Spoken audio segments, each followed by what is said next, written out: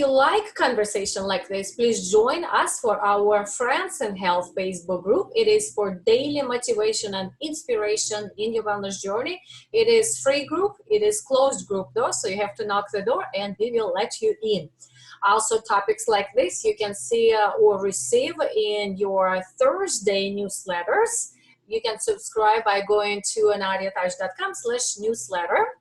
Also, I have a YouTube channel, The Natural Power 100, and fresh or not so freshly new Wellness Center, where you can look on different topics, and also some of them are devoted to the Shaklee products usage.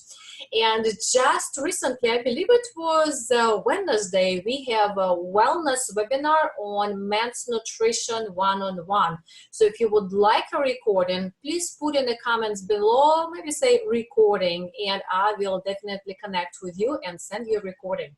So before we start the conversation, I am wondering, please put in the comments whether you're watching live. Please put #live, or if you're watching in recording, #recording, or I guess we call replay. All right, 7 habits of healthy men. We have month of June, that is according to Father's Day, is devoted, and it is national month that is devoted to health for men. So I chose to stay with a topic that would be aiming towards men, but also at the same time be helpful to everyone. So any topic that you hear this month, really all of us can use some of those conversations and recommendations and tips, isn't it? And at the same time, I thought, well, if I write the script, most likely my script will be as, here's how I see healthy men. So if you're a woman, I know you probably resonate with me. Okay, here's my list of priorities, 1, 2, 3, 4, 5. This is how healthy man needs to be. So I feel it's not so fair. And what I did, I actually created a survey sending out to give me recommendations from a man how they see 7 healthy habits or 7 habits of healthy men. What I created is the list upon to what I received.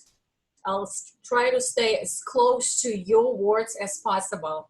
And meanwhile, while you're listening, I am very curious to what resonates with you, what you agree with, maybe something else that you would like to add to that. Isn't it that all of us, we want to be healthy? Probably what comes to us is the health overall, the health of our physical body. But it's all over all areas of our life. What I realized, the list that I received from men was really for all areas of your life. The number one is to take a challenge to strive for your best. Interesting. Succeed each step of the way. Reinforce your success. It creates your self-worth. Strive to do the best that you like to do the least. I can resonate with that. Don't you notice how we, or do you notice how we strive to be the best in something we really like? Let's say if you like cooking, you cook more, you look for some recipes, and you know you can do better, so you just improve in this area. But how about improving and striving to do your best in the areas that you actually like to do the least? Isn't it interesting? And it builds your character and mental health. So how does this point number 1 sound to you? Point number 2, I thought this was interesting, is reducing harmful behaviors. So many I put in this particular habit, otherwise this would be stretched to 20 habits. But what reducing harmful behaviors is about, really everyone can improve in this area, is let's say, how do we drive? So many of us, especially here in Texas, we, even though we know we're not supposed to talk on the cell phone or use the cell phone, while driving or be distracted. We do it quite often, isn't it? Even if it's just maybe on the speaker, your brain is not totally engaged. Driving too fast, or if I may say road rage, or any kind of behavior that common sense tells you is not healthy, not good for you. Smoking, drinking, late snacking, or junk food snacking, you name it. What other behaviors that will be harmful? Which ones can you give me? All right, watching live, thank you.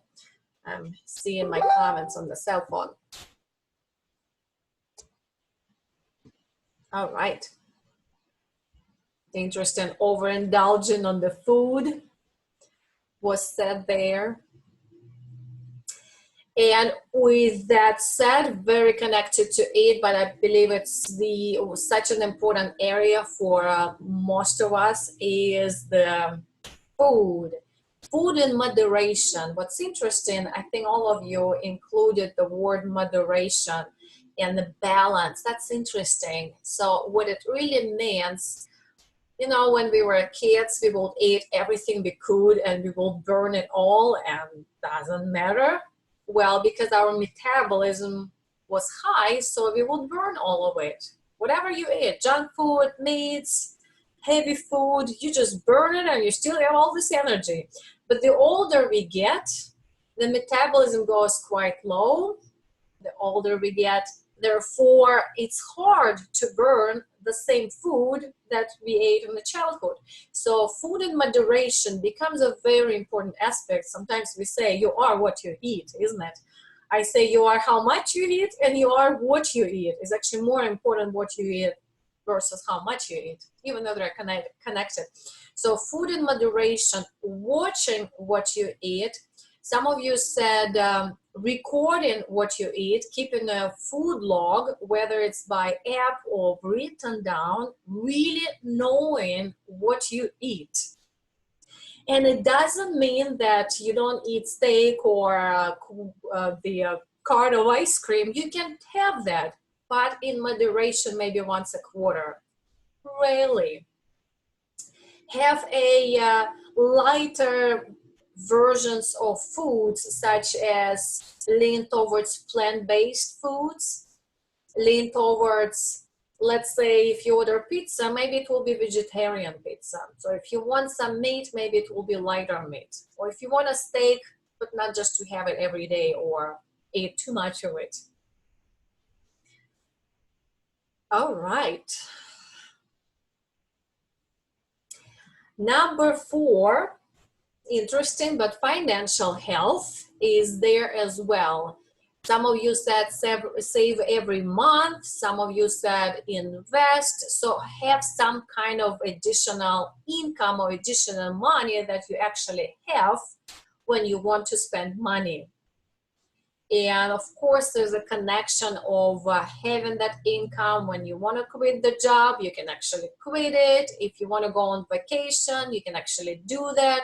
So to have that income that allows you to eat to live the lifestyle that you want. Interesting. So thank you actually for that input. Very helpful for me as well. So out of what you're hearing so far, I wonder which one resonates with you. Maybe all of them. Go ahead and say all of them, or maybe a particular one that you know you want to catch up on a little more or improve. Number 5. This was an eye-opening for me, even though as a health coach I say this, but in the variation that I heard from you, that was really interesting. I'm going to say it the way I heard. Find a hobby, excuse my accent if it's HOBBY, that makes you sweat.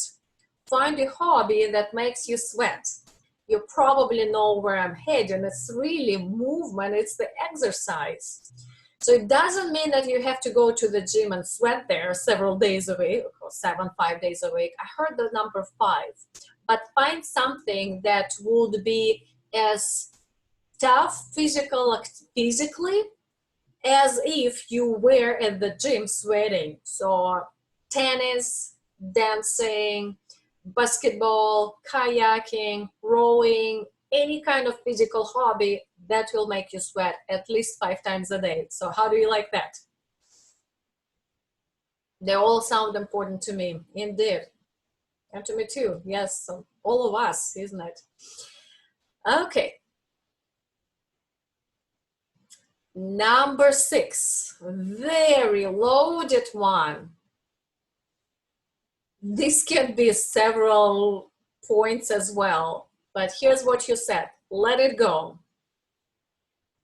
Trust God that you did your best.